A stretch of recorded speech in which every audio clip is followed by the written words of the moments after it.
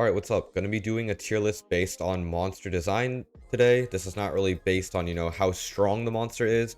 This is just based on how good I think the monster's concept is, how much potential it has, how creative the design is, and how it makes the game a little bit more interesting or has the potential to do so. To start off here, you got Spiky. Generic armor break is not really anything special. It is a CC effect, so it does have a little bit of depth to it, but, nothing special. Goes in C tier for me. Pretty much a similar situation with most stuns here. Cappuccino is going to be one of them. A very simple, basic stun concept alongside with Fury. Okay. Next up, Jack here. Jack is the first monster I think is a little bit interesting because Jack's ability does go outside of his immediate attack range, which I think can utilize for some interesting positioning strategies. Adds more depth when you are thinking about using Jack as like a secondary DPS or are using him as like a main DPS. You definitely want to consider his ability does go beyond his immediate range, and it does have a strong damage impact as well. So I think Jack goes for B tier for me. Yeah, pretty interesting ability, creates for more diversity in positioning. It just adds an extra layer of depth when you are using him as a DPS monster, which of course is pretty much his only use, right? Next up here, you got Devin. I like the idea of being able to drain enemy HP, or not really drain any enemy HP, but to be able to cut down on enemy HP beyond doing immediate damage. So I think Devin has a really decent concept going for him. I think being able to cut down enemy HP by a certain percent is really great, especially throughout the game as a whole, because it does scale up nicely as enemy HP increases. Devin himself is not very strong. Except I think the ability concept is, not bad. Percent HP drain, I think, is a decent concept that really makes you think about using him in a situation where other damage dealers may not be, as effective, right? Maybe not Devin specifically, but that HP percent drain idea that's also present with Deathbite as well. I think Deathbite also goes in this category for all the reasons I listed with Devin. Next up, Teddy, just a regular stun, nothing really special. Speedy and Mighty are both following the concept of being able to use buffs, right? Basically sacrificing a tower to make another tower stronger. I think I really like the idea behind that. They are a little bit broken right now. There's not really any debate on whether or not you should use them. You should always use them. I think if their abilities were toned down a little bit, and create for more diversity in positioning, when you are thinking about if I want to sacrifice this tower to make another tower stronger, or do I just want to replace it with another damage dealer? I think the idea behind buffs really does make it more interesting. However, Mighty and Speedy are both way too powerful right now to not use them. And so I think they go in B tier, although the idea and concept of buffing I think does have a good amount of potential as long as it does get nerfed and as long as better damage dealers do get added. But for now, they go in B tier. Yeti's just a regular standard stun. Okay, Pyro. I think Pyro is one of those monsters that only have an ability that really boosts their damage. I think that's a really basic and uninteresting concept. It doesn't really add any depth. It doesn't really add another effect or a shot pattern. It kind of just, increases their damage, maybe adds an effect on the enemy. Not really super interesting. I think, this type of ability is like the bare minimum for what an ability is, right? Just a boost on basic attack damage or like a sort of empowered attack. So I think Pyro and Slimy here, because of that, they both go in the F tier in terms of design concept. I think they both have ability design concept. I think they both have very uninteresting abilities and unappealing abilities in terms of trying to set up something creative or new, right? Chili, another stun here, goes in C tier for me. Okay, Sluggy. Sluggy doesn't provide a stun, instead Sluggy provides slow.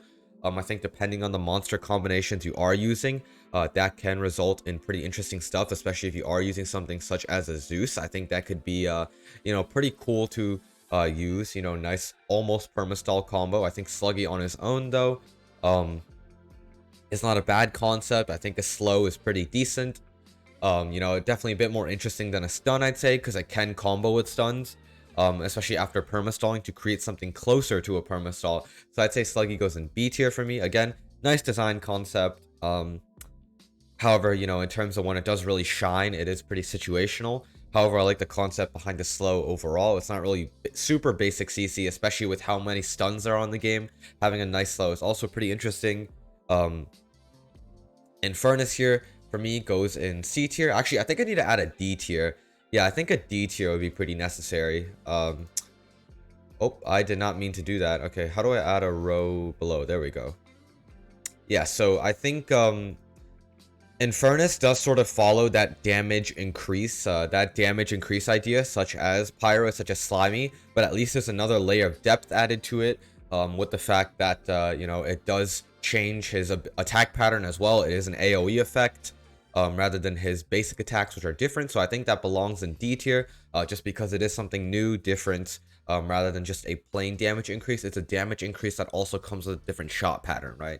So I think I like the idea behind that. I like the concept behind it. Nothing really extraordinary, but at least better than the abilities of just a plain damage boost with nothing else, right? Glacial Darkwing also goes in C tier for me. Just a stun. Same thing with Ash. I'd say Puffy is in a similar situation as Infernus here. His ability is just a damage increase. However, it does bring another pattern, which is whatever that laser beam is. So it is just an extra layer of depth compared to if it was just a damage increase. Lightning here, of course, also going to be in C tier. Plain old stun. Slime King. So Slime King does have a stun and a damaging ability. However, it is a global ability, which I think brings more ideas in that positioning. Using Slime King, whether you want to use him as a DPS or whether you want to use him as a stun. There's more ideas in terms of utilizing him, and sort of the idea behind a global ability, I think, really does push up monsters really far, because it makes the player think about whether they're willing to sacrifice, that strength of the ability for the amount of time it's being used, and it just adds, another layering of strategy to when you are utilizing Slime King, with that global stun, right? Felina's in a similar situation as that.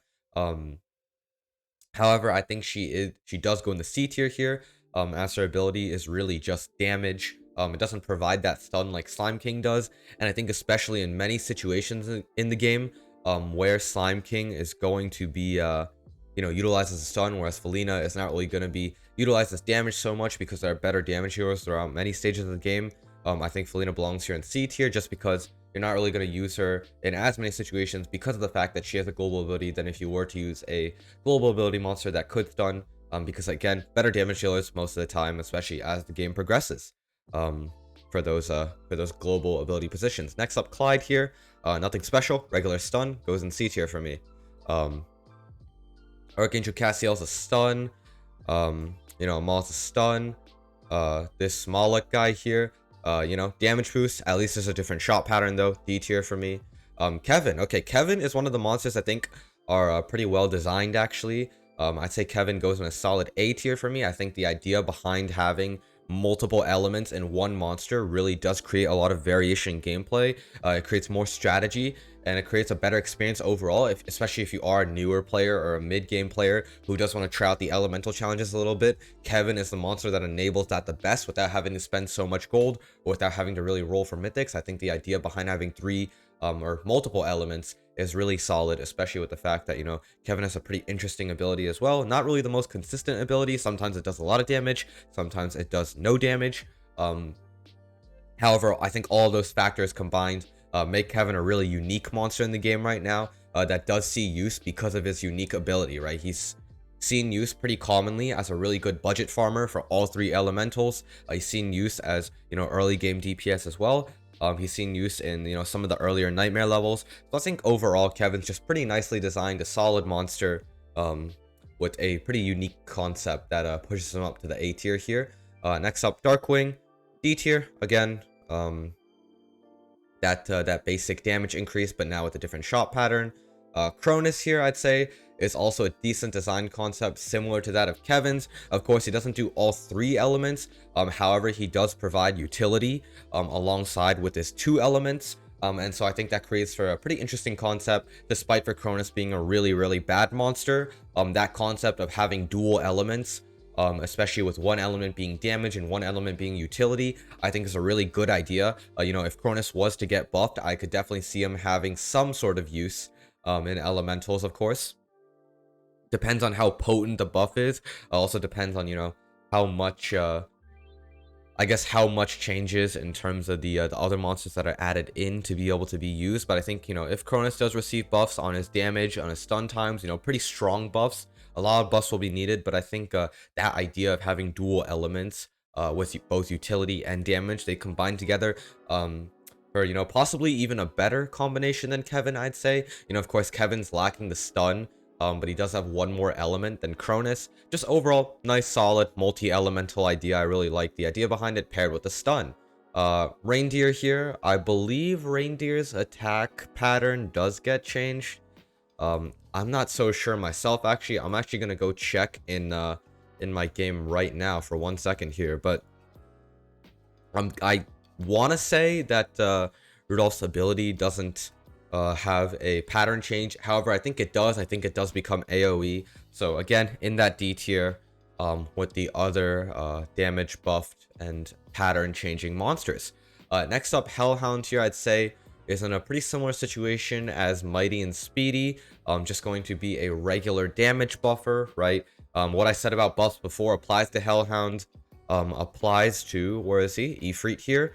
And applies to Horus as well. These monsters, all just buffing monsters. Of course, they're way too overtuned right now, way too overpowered.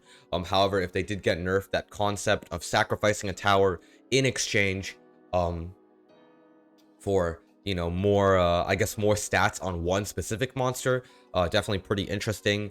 However, you know, all these guys can't really move any tiers higher, just because of the fact that they are so broken right now. Pretty much mandatory, I'd say. However, there are some positioning ideas, especially utilized with Speedy and Horus here, because with these two, you do want to think about, you know, when you want to split them up, when you want to use them with Mighty and Hellhound. Definitely more depth to them than if you were just using the damage buffers, because they do have a heavy impact on farming setups as well for the classic levels. Next up, Pony Sparks here, C tier, stun. Mummy King, I think, again, D tier. Definitely his attack pattern concept, I'd say, is a little bit more interesting than the other monsters here. However, it's not enough to bring him up to C tier, and he is still a pretty basic monster overall. Grimy here goes in C tier. I like the idea behind an armor break.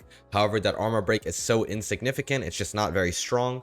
But I think if defense stats get buffed, and if Grimy and Spiky get buffed, there could definitely be more potential in using them. And, you know, stronger ideas supporting their overall design, possibly making them a little bit more viable as well. So, you know, we'll just have to see if the devs change anything about that. Crispy, nice global damage dealer. I like the idea of only being able to target a few enemies with this global damage. That's a little bit more interesting than Felina, in my opinion. Does create for, again, thinking about where you want to place Crispy, because now instead of placing Crispy at the back to get maximum value, you can really place him anywhere to get maximum value from his global ability.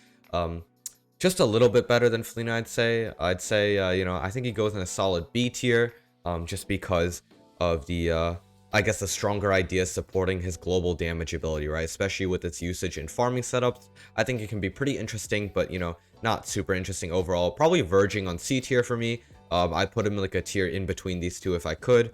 Archimedes is a nice, you know, of course, global damage dealer, global stun. Same situation as Slime King, I'd say. And this applies to the regular Archimedes as well. I'd say they both have the ideas of Slime King, in terms of, you know, global positioning, whether you want to trade stronger stun, you know, right in front of an enemy, or stronger stun throughout the entire map. You know, all that stuff I said about Slime King applies to these two birds here. Archangel Gabriel, D tier, literally the same monster as Malik, just no fire damage. Limzard is a stun, an underwhelming one though, same with Monkey. Yeah, same ideas with those guys. Anubis, I'd say, is a pretty interesting monster overall.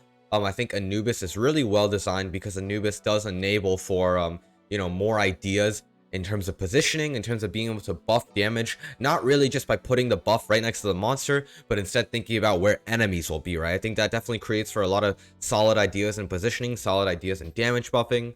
I think Anubis is super well designed overall, maybe a little bit too strong.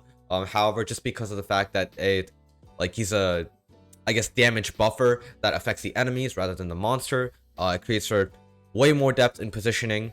And you really need to think about, you know, how you can maximize Anubis value while not hindering the value of your carries and double buffs, right? So I'd say Anubis probably goes in S tier for me, in terms of design concept. Maybe goes in A tier, but I'd say definitely a bit more interesting than Kevin here. So I think Anubis goes in S tier for now. Ra. So I like the idea of being able to specifically, you know, prevent a type of CC against your monsters. However, I feel that literally the only reason Ra is in the game is just so there is a mythic and time progression barrier to being able to attempt IQT.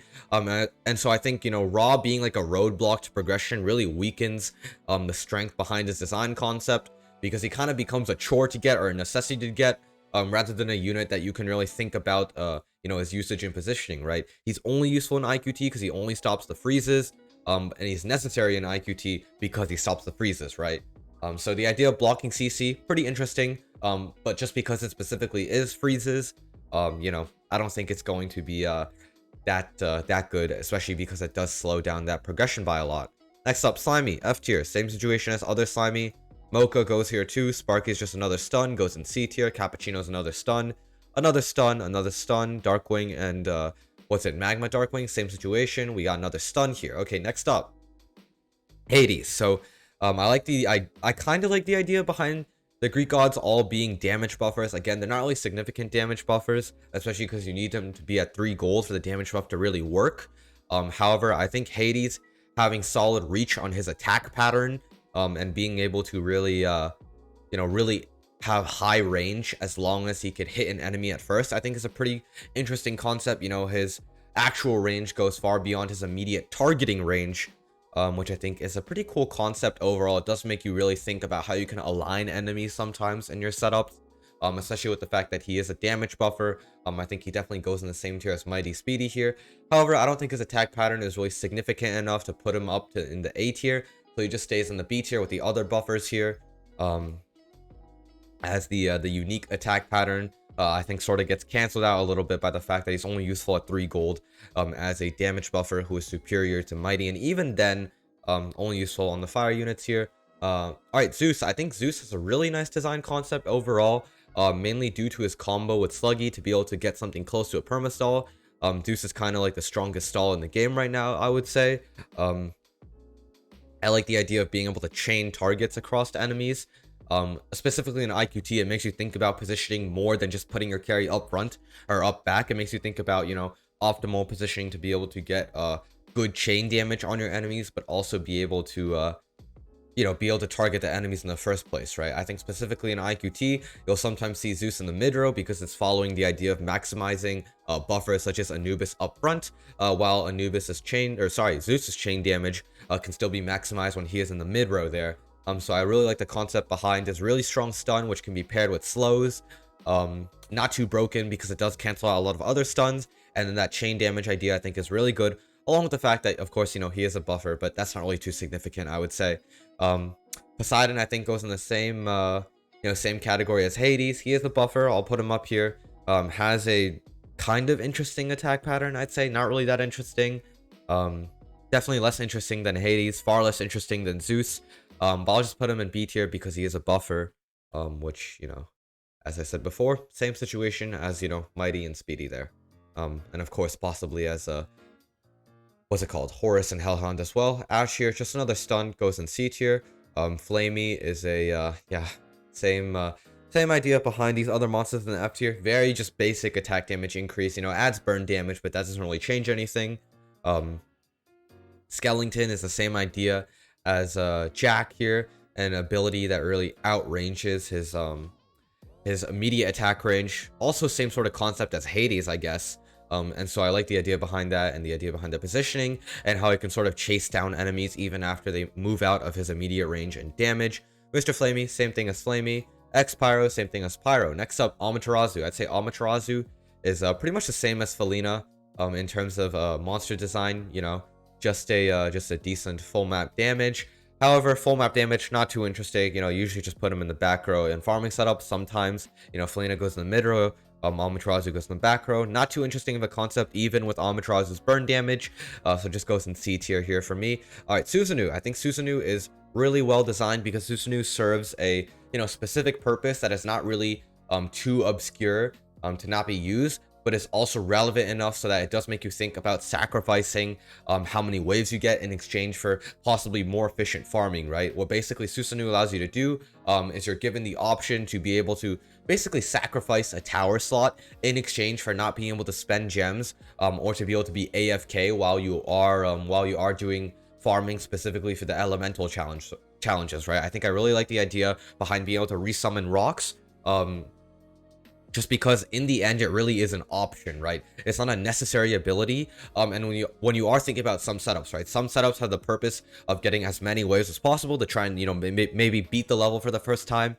Other setups really go for consistent farming, especially in the elemental challenges there. So I think Susanoo, really well designed. Not necessary, however, definitely an option to be used. With the ability of resummoning rocks, it is a I think sort of an ability that really brings rocks, you know, back into the game a little bit more. They've not really been a focus on the game so much. However, with Susanoo and being able to sort of keep your setup in a solid structure without having to really spend gems, I think Susanoo is really well designed overall. Probably my favorite monster in terms of design. I mean, I'll see with these other monsters down here, but I'd say Susanoo is definitely my my favorite monster in terms of design. All right, next up, Jiraiya.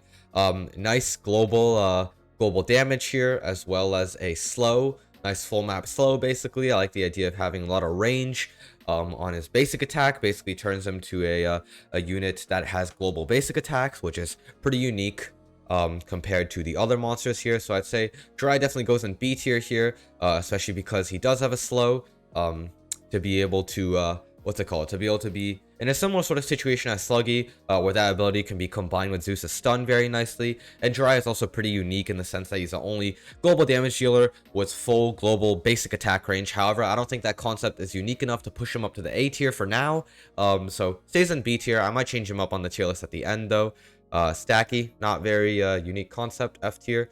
Same with Evolved Mocha. Rocky's just another stun. Spidey's a slow. I'd say, you know, in terms of the slows, good concept, I'd say also goes in here with the other slows. You know, as I mentioned with Jiraiya and Speedy before, same thing applies to Spidey. Next up here, Poseidon, same situation as Poseidon. Regular damage dealer, however, does carry a buff, so I guess I'll put him up here in B tier because he can be used as a buff. Bastet, okay, I think Bastet has a pretty interesting design concept overall. I haven't really seen it be used very well. It's pretty, you know, it doesn't really work against a lot of enemies, but I think the idea of being able to get a stun on enemies with something like a charm, something that can really make enemies like attack each other, maybe. I'm not completely sure how Bastet works yet. However, I think that's a pretty interesting concept. It's a unique concept, definitely a unique stun. It's a good way to be able to use the enemy, sort of add more depth to them rather than enemies that just get one shot every time. They can be enemies that can sort of become a decent asset to your setup. And the strength of Bastet could vary based on the strength of her enemies, I guess. I'm not really completely sure on how her abilities work. I don't know if damage is based on, you know, the enemies that she does end up charming. I'm not sure how it works, but, you know, that idea of a charm stun or making enemies attack each other, I guess. I don't think that's how it works, but yeah, no, cool concept overall. I guess A tier. I don't know how she works yet, but I like the idea. I like the idea. And that's what matters on this tier list. I like the idea, not the actual unit, right? Next up, Cheebs. I have seen some leaked footage of Cheebs. I think overall he's just a pretty regular stunner with this cage. You know, it's a pretty long stun duration, but that doesn't really mean anything unique, I would say, especially because enemies mostly do get killed pretty fast anyways, especially because Cheebs is just a single target stun. Not really anything new, not too gimmicky. And regular attack as well, although it does do a lot of damage from what I've seen. I'm not sure if that's the actual damage stats. Yeah, I think overall this is my my opinions on the monster design concept, design concepts with their stats or whatever. You know, again, not based on how strong they are, just based on how good their ability or attack concept is. I definitely say some changes I would want to make. Maybe if Bastet does have her ability be able to target what's it called, like have enemies be able to target other enemies or do like an explosion damage on death or whatever based on HP, all that sort of stuff. I think the idea of charm is really good. Definitely goes in S tier for me. I'm not completely sure if that works or not. So I guess, you know, she goes in A tier for now. I'll move her up to S tier, just because that concept has a lot of potential to be expanded on, and to really make her into an interesting unit to mess around with, to play with, and to use in your setup. Yeah, everything else here, you know, I think Zeus still belongs up here. Another unit that could really move up here, I'd say, Yeah, nothing really, I guess. These other units are not really super interesting to mess around with, I'd say. You know, I guess Ra would go into A tier if he had any purpose other than IQT, but he really only serves as a roadblock for IQT, which pushes him down to B tier again. Yeah,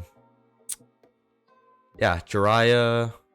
I guess I'll put Jiraiya up in A tier. I do like the concept of being able to have a global basic attack damage dealer. He is pretty unique in that sense. And having a nice full map slow as well. Basically, full map CC just beyond having a regular stun, I think is pretty interesting. So I guess Jiraiya goes in an A tier for me because of that. It's a pretty cool concept. Everything else here, I think everything else here, I guess, stays here. Maybe move the armor breaks up to B tier. I think if armor breaks if armor does get buffed overall, and there does ever become a sort of necessity for utilizing armor breaks, I think having these units here could be really interesting, because again, it's a similar situation as Anubis, where you need to think about positioning your units to be able to debuff enemies to increase your damage, rather than positioning your monsters to buff monsters to increase damage. However, in the current state of armor and how useless defense is, these guys don't really get pushed up so much, so they just stay in B tier for now. However, if defense does get buffed by a lot, and their abilities get buffed by a lot, they definitely have potential to move up into S tier, along with the concept of armor break and defense entirely. Yeah, I'd say everything else here stays in the tier that it belongs in. All these units here, just, you know, basic damage buffs, not that interesting. But yeah, this is gonna be my my tier list for monsters and their design concepts, their design potential. You know, not based on their strengths, but more so based on how interesting they are or could be with their abilities and attacks and their usage and setups. That's going to be it for this video. Like, subscribe, and yeah, see ya.